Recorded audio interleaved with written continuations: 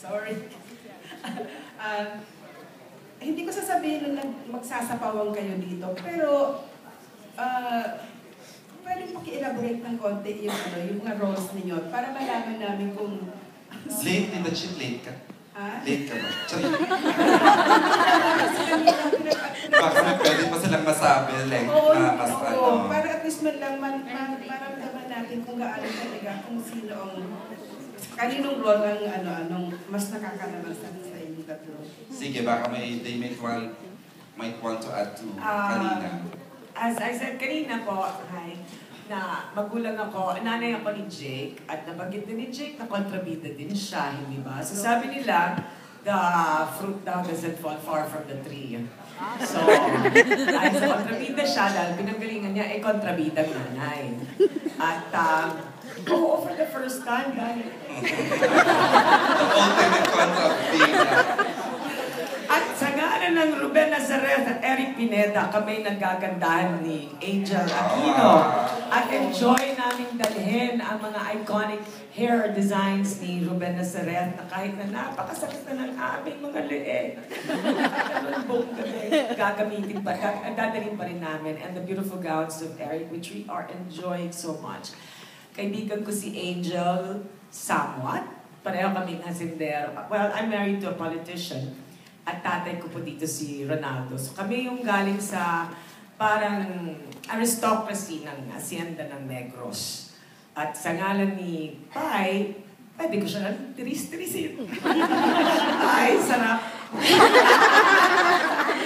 So ganun po. And it's in my honor to be working with these two wonderful ladies. I worked with Angel in Don Sol separately, and with Pai, we've worked once in the past.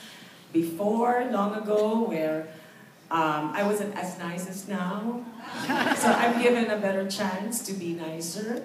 But we're friends. The only problem now when we were working together is they never know what to call us. They get confused, and I tell the staff, if you text me and call me Cherry, I will not go to the set. No, I'm kidding. So that's why. Kahit si... I know, Eric. No, ganun lang talaga. Magkatukayo kami. Kaya, that's about all I can say. Mayaman kami rito ni Angel. Ganda lang naman. Go, Miss Angel. Ako, ganun din. So I play an aristocrat niya. Galing kami sa mayamang pamilya. Asawa ko si John Estrada. And ako, I'm very grateful that I was given a role na mayaman ako pero hindi ako salbahe katulad ni Sherry Hill. At hindi naman ako ape katulad ni Miss Pai kasi they shine in their own field or whatever you call that. Kumbaga, pagka inisip mong kontrabida, sino pa nga ba naman maisip mo? Si Sherry Hill, diba? At pagka may isang inaape na iiyak ng balde-balde, ito na yan, si Miss Pai na yun. So, buti na lang at meron akong sariling role na hindi naman masyadong ape at hindi rin naman masyadong kontrabida. So, tamang-tama lang. Thank you very much. And I am very, actually, honored to be playing alongside everyone here. Oh my God, they're all so talented and inspiring to work with. Ayan, ano ba masasabihin ko? I'm playing the role of Asakada. So nagpapasalamat ako kay Eric Pineda sa aming buhok.